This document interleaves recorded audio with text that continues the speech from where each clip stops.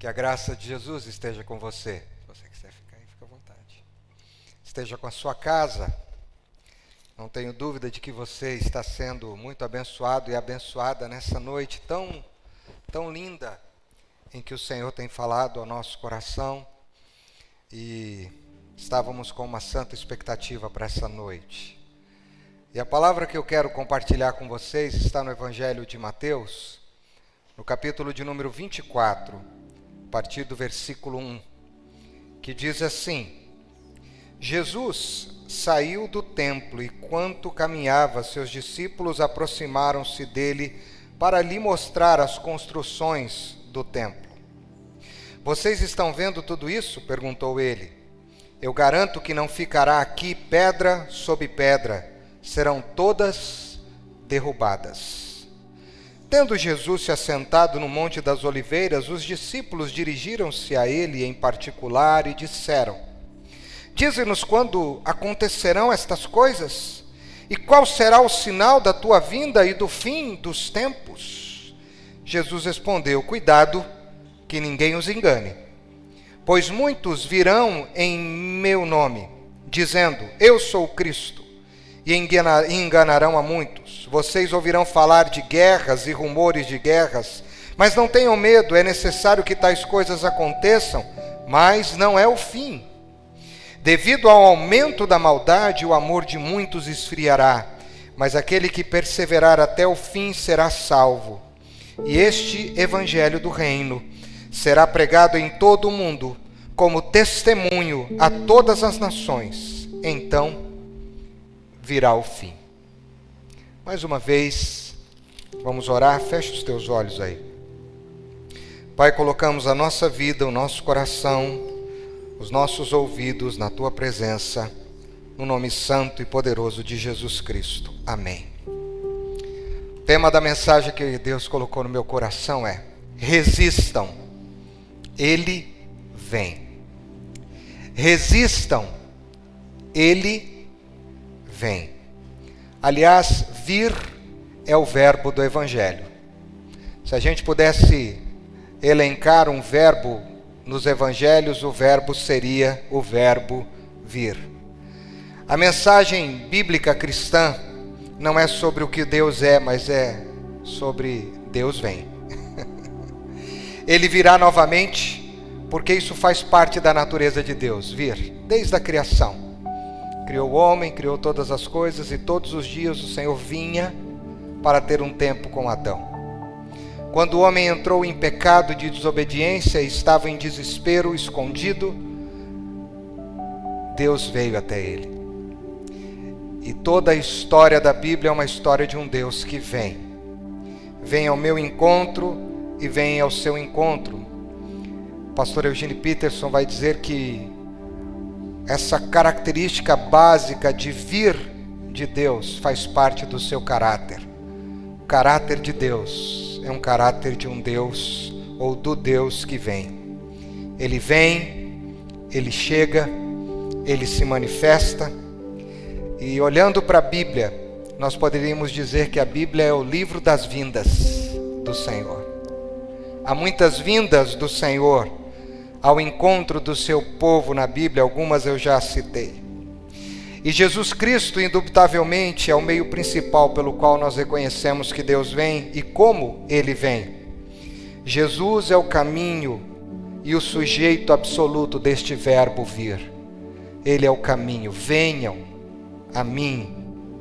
Muitas pessoas querem pensar na vinda de Jesus, e esse texto aqui fala um pouco sobre a vinda de Jesus, através de meios sensacionalistas, e em dias como o nosso, de pânico, em dias de medo, em dias de uma epidemia tão grave quanto essa que nós estamos vivendo, é muito comum nós estarmos falando sobre a vinda do Senhor, e hoje nós vamos falar, mas infelizmente existe um certo sensacionalismo, e assim como ele nasceu de uma forma simples, até a sua vinda e a revelação da sua glória, tudo será muito simples.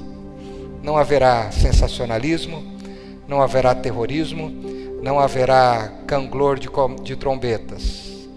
Só acontecerá quando Ele estiver de fato chegando. E Jesus vem quando, queridos? Jesus vem na nossa dor. Ele vem na nossa dor. Ele vem nos nossos medos. Ele vem nas nossas angústias. Ele vem nas nossas dúvidas. Ele vem nas nossas famílias, passando pelas suas crises particulares. E o que não falta nas famílias são crises. Ele vem no nosso trabalho. Ele vem na nossa falta de trabalho. Ele vem. E uma coisa eu quero te dizer, não há nenhum lugar ou circunstância pelo qual o Senhor não possa vir. Jesus pode vir em todo e qualquer lugar. Aliás, quando Ele vir, nenhum lugar no céu, na terra ou debaixo da terra, não será manifesto pela sua glória. A Bíblia também já nos deixa isso muito, muito claro. E uma das coisas que eu tenho aprendido é que quando Ele vem, tudo se transforma. Quando Ele chega, tudo muda. Mas a grande pergunta que eu estava me fazendo no dia de hoje, pensando nessa palavra e orando por ela, é: como eu estou em relação ao vir de Deus na minha vida? Como eu estou? Quem sabe eu estou como aqueles de João capítulo 1, versículo 11, que falando que o Verbo se fez carne e habitou entre nós, e nós vimos a sua glória como a glória do unigênito do Pai. Mas aí, no versículo 11 do capítulo 1 de João, João diz: mas ele veio para os seus, mas aquele que era seu não o recebeu, ou não o receberam. Ele veio para aquele que era seu e eles não o receberam. Ou nós estamos no versículo 12, porque o versículo 12 tem uma outra característica do mesmo capítulo 1 de João.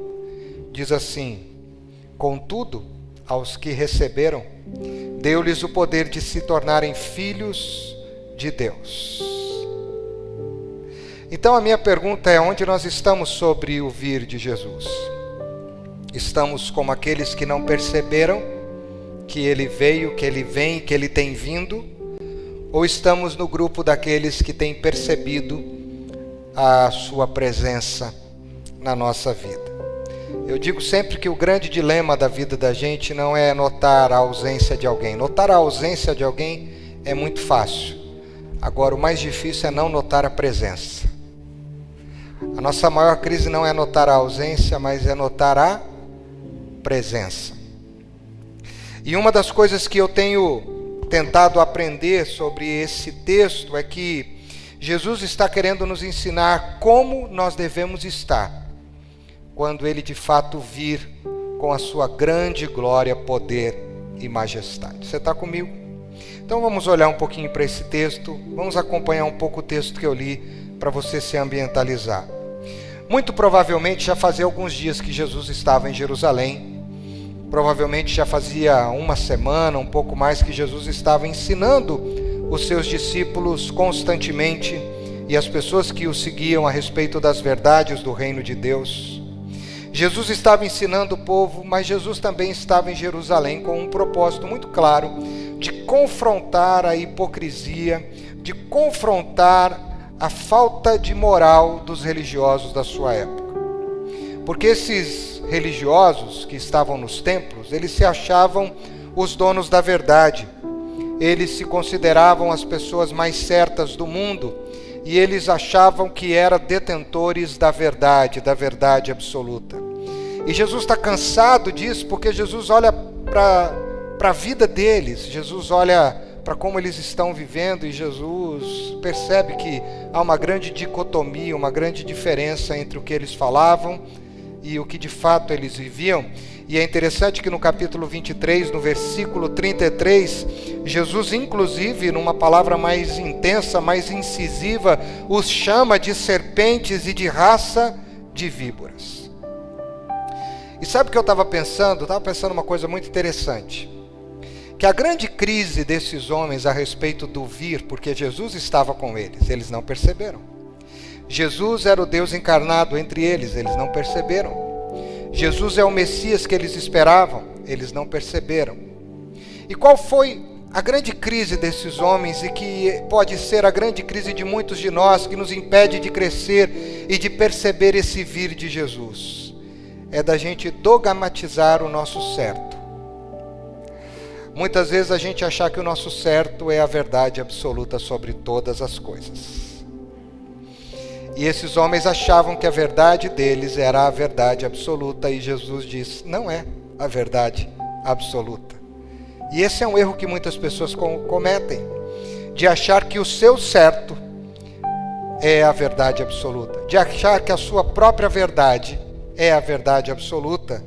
E isso pode ser uma coisa errada, porque na verdade as Escrituras nos ensinam dois princípios sobre o certo e o errado, ou dois princípios sobre o certo, inclusive.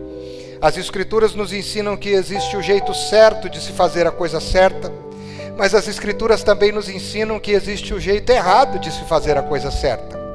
Existe o jeito certo de se fazer a coisa certa e existe o jeito errado de se fazer a coisa certa. Eu acho que o melhor exemplo que eu poderia compartilhar com você nessa noite é aquela parábola de Jesus sobre o construtor ou os construtores que decidiram construir uma casa, um sobre a areia e outro sobre a rocha.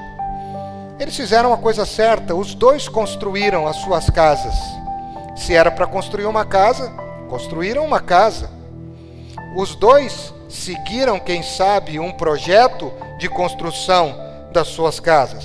Só que Jesus coloca uma diferença muito interessante. Ele diz que existe o jeito certo de fazer a coisa certa e o jeito errado de se fazer a coisa certa. Construir a casa é o jeito certo, mas o jeito errado é construí-la num lugar que não tem sustentação, que não tem base, que não dê para a casa recursos para que quando vierem os ventos, as tempestades, as dificuldades, essa casa consiga ficar em pé, sem cair. Agora, existe o jeito certo de fazer a coisa certa. É você construir a sua casa sobre a rocha. Porque a rocha dá sustentação. A rocha dá alicerce. A rocha dá fundamento. E o texto diz que precisa se cavar fundo. E esses dias eu estava pensando nesse texto. Naquela região não existiam terrenos rochosos. Todos os terrenos eram arenosos. Mas para chegar na rocha, a diferença daquele que construiu a casa sobre a areia e aquele que construiu sobre a rocha é que quem construiu sobre a rocha foi mais profundo no chão. Ele cavucou mais, ele cavou mais, ele tirou mais areia até chegar na rocha. E foi isso que deu sustentação para aquela pessoa. E aí o Espírito Santo me disse uma coisa muito interessante, que muitas vezes a igreja está gastando as energias e nós estamos gastando as nossas energias questionando o nosso errado. E a gente está sempre focando a nossa vida no que é errado. E a gente está sempre se concentrando nos nossos erros ou nos erros dos outros. E tem gente que é PhD em erros dos outros. E que sabe tudo sobre as falhas, sobre as fraquezas, sobre as dificuldades dos outros. E ficam aí falando e questionando o erro, mas o que Jesus quer me ensinar nesse texto, e eu olhando para esse texto, principalmente no confronto de Jesus com os religiosos da época, é que a grande questão da igreja, nesse tempo de reclusão, nesse tempo que a gente está fazendo um monte de avaliação, nesse tempo que a gente está pensando no fim, sim, nesse tempo que a gente está com medo de morrer, sim, nesse tempo que a gente está com medo de perder pessoas que nós amamos, sim, o grande desafio da igreja, nesse tempo, é questionar o nosso certo. O nosso certo que nós estamos fazendo há anos, há séculos. A questionar aquilo que a gente acha que é certo, mas que talvez não seja o certo. Não seja a verdade absoluta. E hoje o Espírito me diz, será que o teu certo é o certo do meu jeito? Será que a tua verdade não é parecida com a verdade dos religiosos que Jesus disse em algumas áreas da sua vida? Raça de víboras. E esse sermão é poderoso porque ele vem dentro desse ambiente em que Jesus não questiona o errado, Jesus questiona aquilo que aparentemente é certo. E aí Jesus entra num lugar mais profundo da nossa vida, porque se a gente acha que está certo, a gente não quer nem discutir. É verdade ou não é? Se a gente acha que está com a razão, a gente não precisa nem de discussão nenhuma. Nós nos consideramos os donos da verdade. Mas esse sermão é poderoso porque Jesus está dizendo o seguinte: eu preciso preparar a minha igreja. Eu preciso alertar os meus discípulos e eu preciso mostrar para eles que eles não podem viver no engano, ou estar vivendo no engano, quando a trombeta tocar. Olha, dia desses eu estava dizendo que os anjos já estavam polindo as trombetas. Eu posso te dizer que eles já afinaram as trombetas, e que eles já estão com elas em mão, e que o Filho já está assim no céu, e o Pai está no trono, e os anjos já estão com as trombetas aqui, os cavaleiros já estão montados nos cavalos brancos. Eu já vejo isso, eu já vejo os milhares e milhares de coristas do coro celestial preparado, estão todos, e o Filho está olhando para o Pai, e todos estão olhando para o trono, esperando apenas um comando, dizendo: go, vão. E o que Jesus está querendo dizer para a sua igreja é que ela não pode estar enganada para esse dia, porque esse dia se aproxima. E é interessante que os discípulos, eles estão encantados com Jerusalém, eles estão encantados com o templo, com a sua suntuosidade, com a arquitetura, porque o templo de Jerusalém, ele tinha alguns símbolos importantes de poder, de glória, de prosperidade, e eles ficam olhando para todo aquele sistema religioso, para todo aquele poder que estava ao redor deles, e Jesus diz assim: isso aqui não vai ficar pedra sobre pedra, isso tudo aí vai acabar.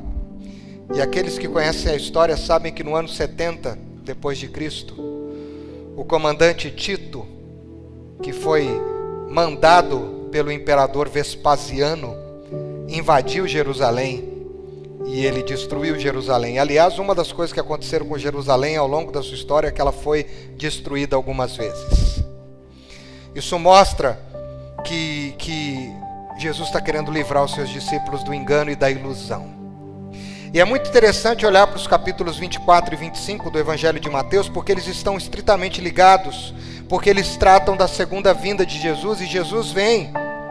E em grande medida esses dois capítulos, eles são uma resposta da pergunta dos discípulos de Jesus a respeito da vinda. E no início do capítulo 24, Jesus vai falar sobre os sinais do seu retorno. Na última parte do capítulo 24 e no início do capítulo 25, Jesus nos dá instruções, como a gente deve estar, como a gente deve se preparar para viver até que Ele venha. E sabe o que eu tenho aprendido? Isso também foi muito forte, que o Espírito revelou ao meu coração hoje, é que quando Jesus está na partida final, já tinha morrido, ressuscitado, encontra os seus discípulos e ele está subindo aos céus. Em Atos capítulo 1, dos versículos 9 a 11, ele está falando sobre isso com os seus discípulos, e aí Jesus começa a subir ao céu. Então os anjos aparecem e eles dizem: este Jesus que dentre vós vocês estão vendo, ele está sendo elevado aos céus e ele voltará. E sabe o que eu aprendi? E o que Deus tem me mostrado é que desde o dia que Jesus subiu, os sinais da sua vinda já começaram. O Pentecostes foi um sinal da vinda do Cristo. O derramamento do Espírito sobre a igreja, os milagres, as perseguições, as dificuldades que a igreja viveu, já são sinais de que Jesus está por vir e Jesus está voltando. Desde o dia que ele subiu, os sinais da sua vinda já começaram. E é muito interessante olhar para esse texto de Mateus, porque esse relato do sermão profético, que é um sermão importante, é relatado em Mateus, em Marcos e em Lucas. E cada um com a sua peculiaridade diferente. Lucas, ele é mais detalhista, mas aqui Mateus diz que haverá fomes, haverá terremotos, haverá perseguição do povo de Deus. Lucas, no capítulo 21, dos versículos 10 e 11, olha que interessante, Lucas 21, 10 e 11, diz assim: então ele lhes disse, nação se levantará contra nação e reino contra reino. Versículo 11, haverá grandes terremotos, fomes e pestes. Em algumas traduções está escrito epidemias em vários lugares, e acontecimentos terríveis e grandes sinais provenientes do céu. A palavra ali, pestes, significa, traduzindo para o português mais livre, limbos de destruição, que causarão uma escassez completa. E eu não vou ficar aqui, meu irmão, falando de eventos dos sinais da vinda de Jesus desde que ele subiu ao céu, porque nós ficaremos aqui por horas e por dias. A história já fala sobre grandes terremotos, sobre grandes catástrofes. A história já fala sobre grandes guerras. A história já fala sobre grandes pestilências que a humanidade já viveu. A história já fala de nações se levantando contra as nações, reinos se levantando contra reinos, famílias se levantando contra famílias, pais se levantando contra filhos, filhos se levantando contra pais. A história já diz e já revela os sinais da vinda, porque desde o dia que ele subiu, ele está voltando. Mas o fato que eu quero que você guarde aí é que ele vem. E os sinais da sua vinda são evidentes desde a sua subida. Eu gosto de um hino que a gente canta, que foi um hino republicano, composto por uma mulher em 1861, chamada Julia Ward Howe. E ela compôs um hino que, traduzido para o português, teria o nome Batalha da República. E no hino Batalha da República, em 1861, essa mulher disse assim: já refúgio a glória eterna de Jesus, o Rei dos Reis. Breve os reinos deste mundo seguirão as tuas leis. O que nós estamos vendo? O que o Brasil viveu no dia de hoje? Uma lei bíblica: jejum e oração. Esta casta, essa dificuldade, Jesus disse, só sai com jejum e oração. Breve os reinos deste mundo. O que o Trump disse esses dias? Convocou a sua nação americana para orar. O que grandes e grandes nações estão fazendo e governadores estão fazendo, presidentes da América Latina e de outros lugares estão seguindo as leis de Deus. Os sinais, disse essa mulher em 1861, os sinais da sua vinda mais se mostram cada vez. Os sinais da sua vinda mais se mostram cada vez. Em 1861, vencendo vem Jesus. Oh, aleluia! Agora, qual é o problema? É que nós estamos achando que estamos vivendo um certo. E quando tudo isso começa a acontecer e a gente chega na iminência do fim, a gente percebe o quão errado a gente está. A grande questão é avaliar o nosso certo, porque ele está vindo. Não dogmatize o seu certo. Pode ser que ele esteja errado. E já já eu vou falar um pouco mais sobre isso. A grande questão é que Jesus vai dizer no versículo 12 do Evangelho de Mateus, no capítulo 24, que devido ao aumento da maldade, o amor de muitos se esfriará. E olha, meus irmãos, eu nasci, tive a oportunidade desde pequeno poder ir à igreja, ainda que todo o processo conturbado da minha família, de separação dos meus pais. Meu pai acabou me levando à igreja, teve algum tempo que eu saí, outro tempo fiquei presente, etc. Mas uma das coisas que eu tenho percebido, pelo menos nesses 25 anos em que eu tenho pregado a palavra de Deus e vivido para o reino, é que eu tenho percebido que o amor da igreja tem se esfriado. Não só de pessoas de fora da igreja, mas dos de dentro. E a Bíblia diz devido ao aumento da maldade. E infelizmente eu quero dizer uma coisa: tem muita maldade dentro dos lares dos evangélicos, dos cristãos. E eu traduzi esse versículo livremente. Eu vou ler ele como está na Bíblia e depois eu vou ler a minha tradução. Diz assim: devido ao aumento da maldade, o amor de muitos esfriará. E a tradução que eu fiz diretamente do texto original foi: devido ao desprezo do cumprimento da minha vontade, o amor será esfriado pelo sopro da maldade. Devido ao desprezo do cumprimento da minha vontade, o amor será esfriado pelo sopro da maldade. Isso tem uma coisa que está dentro de nós, e Davi tem dito isso, e nós estamos aqui fazendo uma campanha de jejum e oração de 21 dias, e um dos dilemas que nós temos pedido e temos visto é que nós precisamos orar contra a nossa maldade. Orando o Salmo 51, a gente tem dito: Senhor, cria em mim um coração puro, renova dentro de mim um espírito reto, Senhor, livra-me, Senhor, dos meus pecados, Senhor, purifica-me mais alvo do que a neve, eu serei, Senhor, lava-me da minha iniquidade, Senhor. E o aumento da maldade cresce à medida que as pessoas começam a nascer, que as populações começam a aumentar, que as pessoas começam a achar que o seu certo é o certo e não querem se submeter àquilo que Deus tem para elas, e ao invés de serem guiadas pelo sopro do Espírito, elas estão sendo guiadas pelo sopro da maldade.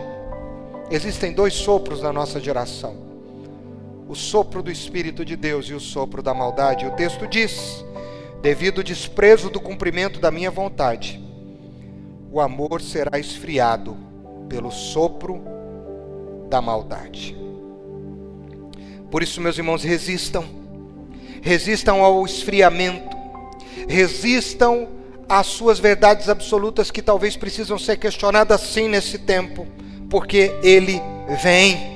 É tempo de resistirmos ao ódio que está dentro do nosso coração. É tempo de nós resistirmos ao ressentimento. É tempo de nós resistirmos à mágoa. É tempo de nós resistirmos à amargura. É tempo de nós resistirmos à inveja. É tempo de nós resistirmos à luxúria. É tempo de nós resistirmos ao orgulho. É tempo de nós resistirmos à avareza. É tempo de nós resistirmos à ira. É tempo de nós resistirmos à ganância. É tempo de nós resistirmos à indiferença. É tempo de nós resistirmos à imoralidade, à mentira, porque ele vem.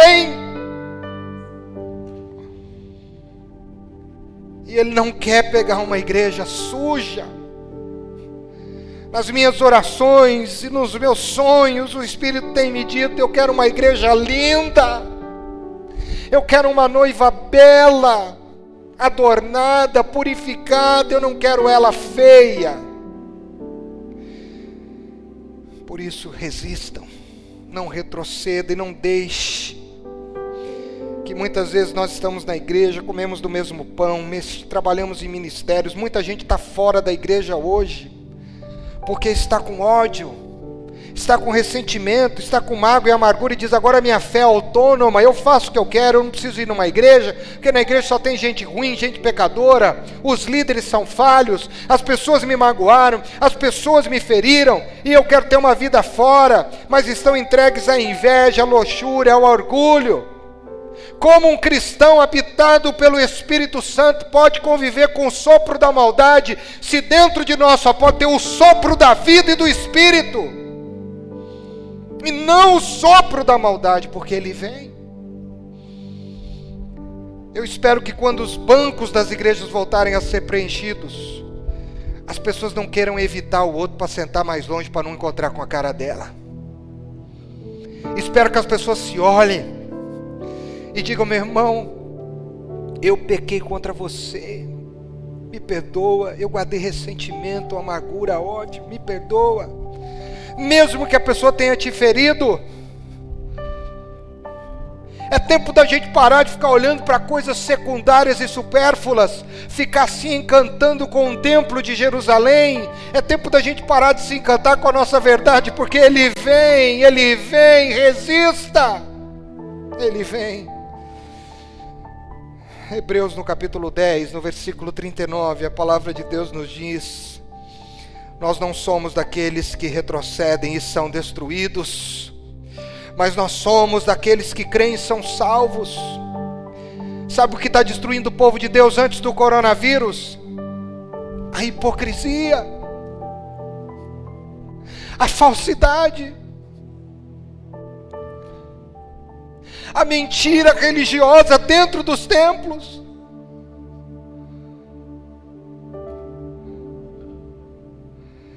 Ele vem.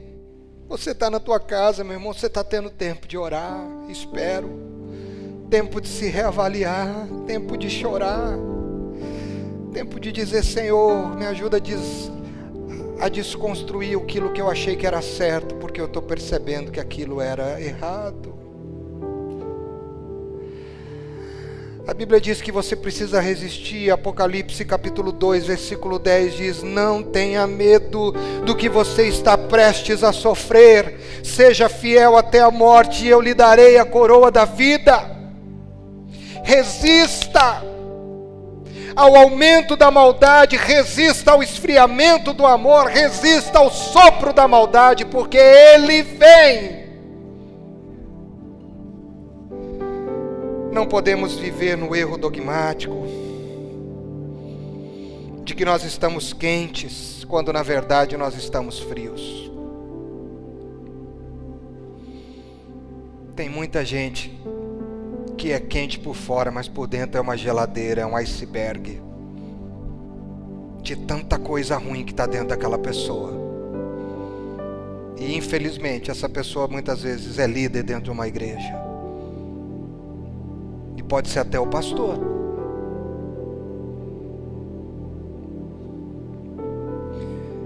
Jesus disse que só tem uma temperatura: resista à frieza.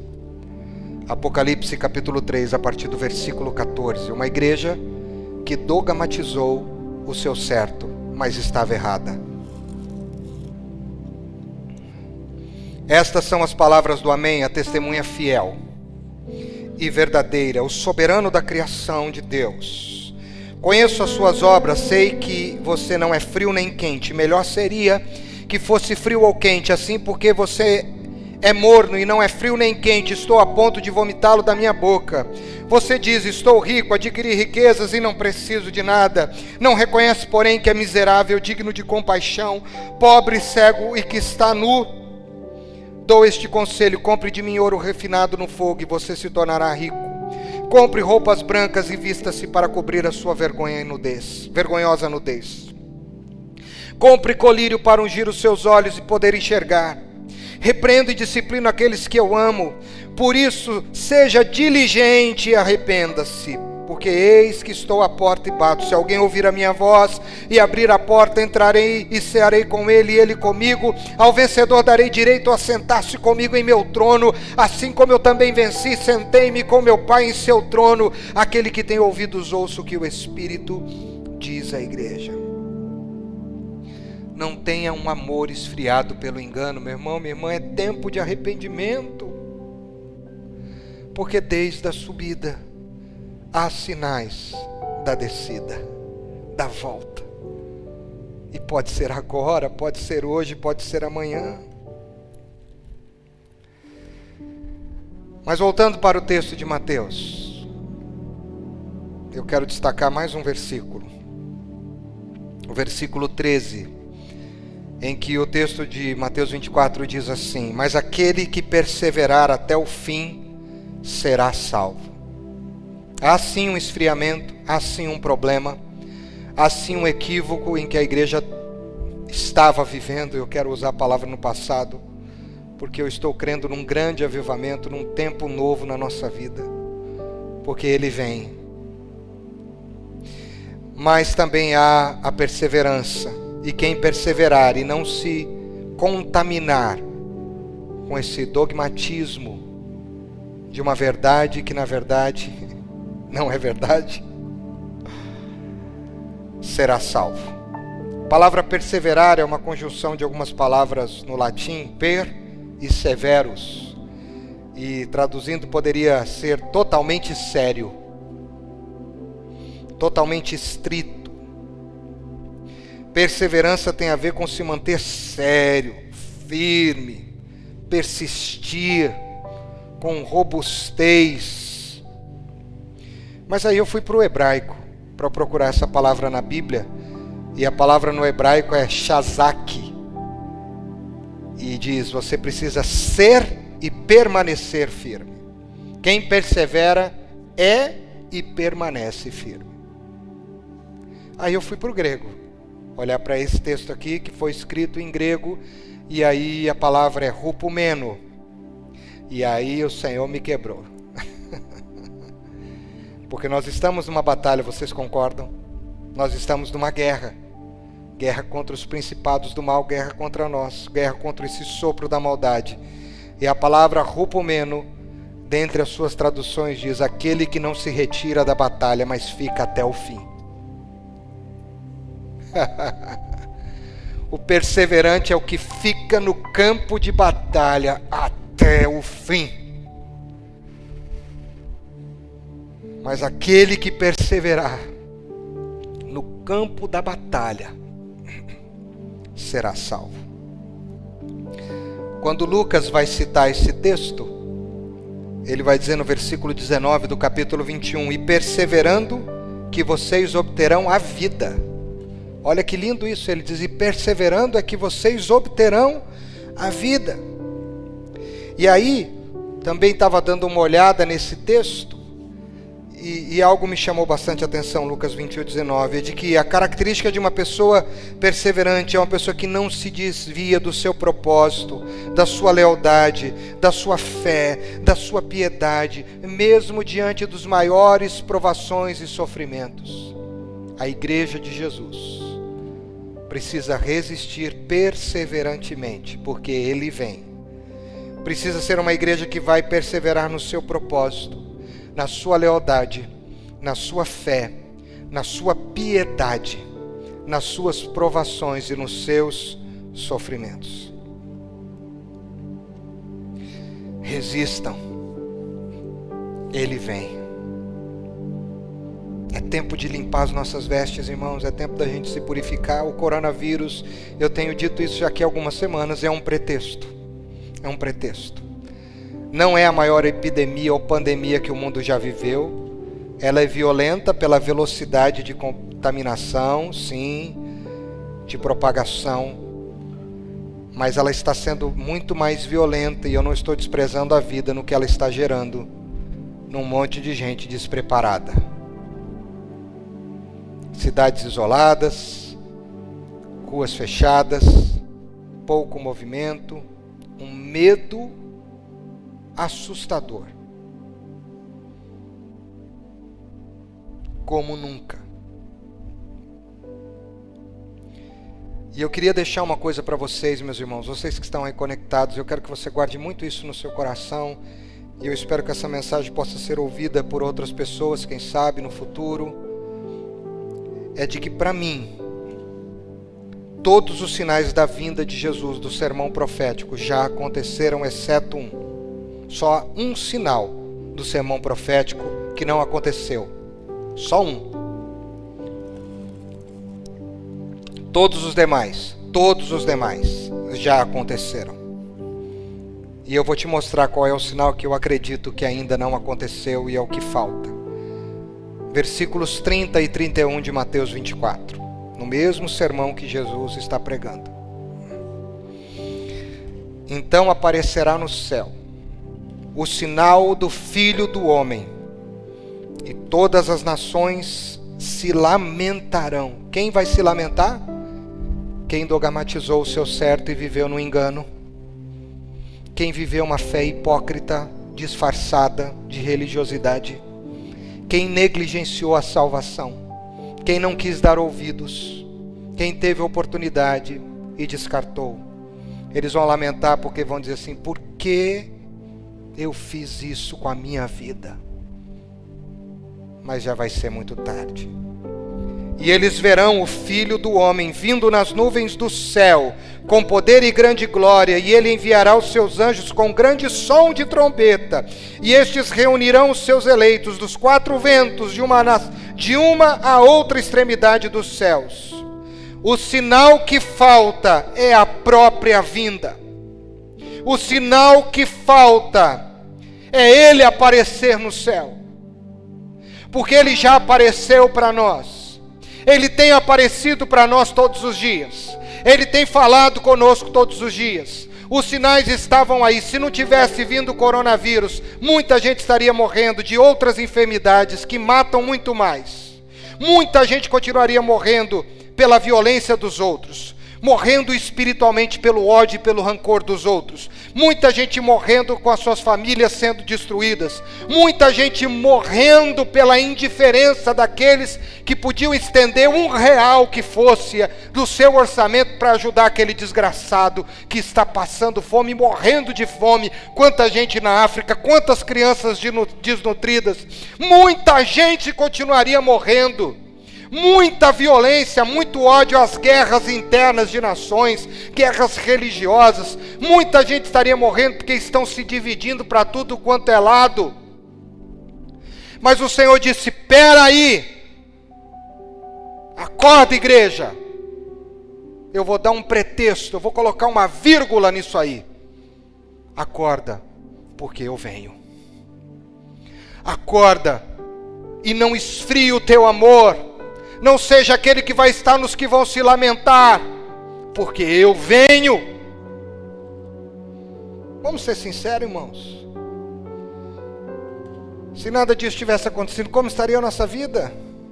Estaríamos falando mal dos outros, estaríamos julgando as pessoas, estaríamos achando que o nosso certo é o certo, estaríamos retendo os nossos bens ao invés de ajudar quem a gente pode ajudar. Estaríamos indiferentes, estaríamos vivendo uma fé hipócrita dentro da igreja. Pessoas que têm cargo de liderança, mas não se vestem e revestem do sangue do Cordeiro para exercer isso em muitos lugares. Vamos ser sinceros, vamos parar de brincar. Se o coronavírus não estivesse vindo, nós estaríamos vivendo aquela fé que nós estaríamos vivendo até agora.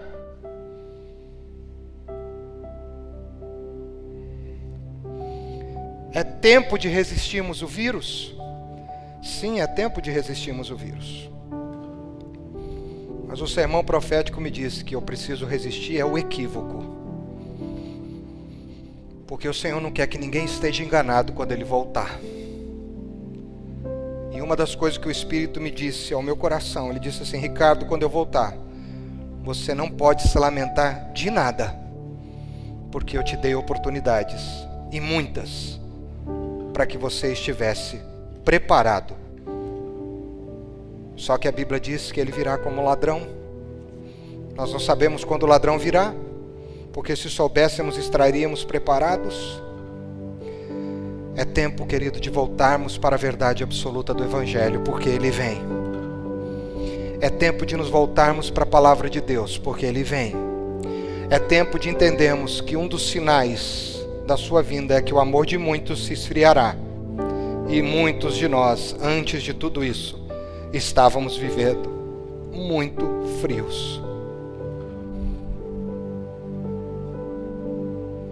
Mas ele vem. Ele vem e ele quer levar a sua noiva. Ele quer te levar. Ele quer levar a sua família, quer levar os seus amigos. Porque ele não é um pai que não se importa, ele se importa com cada um dos seus filhos. Ele quer levar os seus colegas de trabalho. E ele não quer levar por causa de um vírus, não, por causa de uma enfermidade, de um assassinato, porque assim morre gente o tempo todo. Ele quer levar em glória, dando uma veste nova, dando um novo nome, dando um novo corpo e dizendo: vem, noiva minha, vem, noiva minha, vem para as bodas do teu Senhor, vem para as bodas do Cordeiro, vem, noiva minha. Por isso resista, porque ele vem. E aí, segundo o Evangelho de Lucas, depois desse sermão profético, eles ceiaram. Nós não lemos o Evangelho de Lucas, nós lemos o Evangelho de Mateus. Mas se você tiver com uma Bíblia, com um smartphone aí na tua mão, você vai perceber isso, que depois do sermão profético de Lucas, capítulo 21, Jesus disse: eu quero ceiar com vocês. E foi exatamente o que eles fizeram. Eles ceiaram. E é exatamente o que nós vamos fazer agora. Mas antes eu quero orar com você e pedir que pela misericórdia de Deus, pela misericórdia do Espírito, nós resistamos ao equívoco, ao esfriamento, e possamos ter fé e estarmos preparados, porque porque o sinal que falta é só Ele aparecer no céu. Então é tempo de colocar a casa em ordem hoje. Fecha os teus olhos. Pai, eu te agradeço por esta palavra, por esta revelação ao meu coração. Eu confesso a Ti que dentro de tantos esses anos, pregando a Tua palavra, vivendo na Tua presença, Senhor, o Senhor me pegou forte nesses dias. Já há dias o Senhor tem falado ao meu coração e eu quero Te agradecer porque isso tem me feito, Senhor, refletir sobre muitas coisas. Mas eu posso dizer hoje com segurança: Maranata. Agora, Maranata. Agora, Maranata. Agora, Maranata.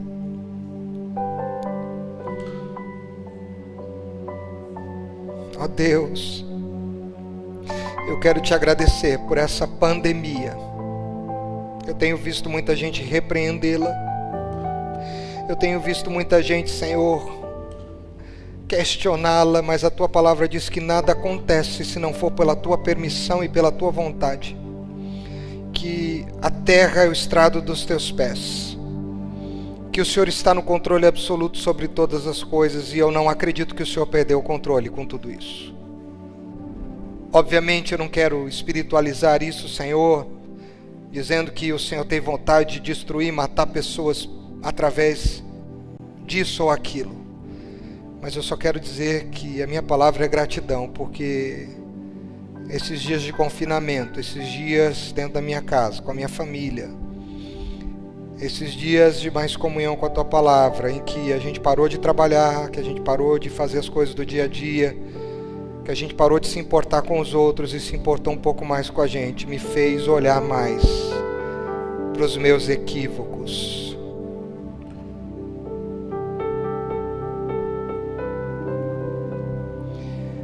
E eu reconheço que eu agradeço porque o Senhor tem trabalhado assim. E não permita que quando tudo isso passar, se até lá Jesus não tiver voltado, que a gente volte a viver as mesmas coisas que a gente estava vivendo, a falar as mesmas coisas que nós falávamos e a fazer as mesmas coisas que a gente fazia. Ó Deus, livra-nos do equívoco, para que no dia em que a trombeta soar, não sejamos daqueles que entre a multidão se lamentará. A Tua palavra diz que o amor de quase todos esfriará, mas não de todos. E eu quero estar fora do quase. Eu quero ser o que não está com a multidão, eu quero ser um dos poucos que resistiu até o fim e que receberá a coroa da vida. Abençoa esse homem, essa mulher, esta família, esta pessoa no nome de Jesus. Amém e amém.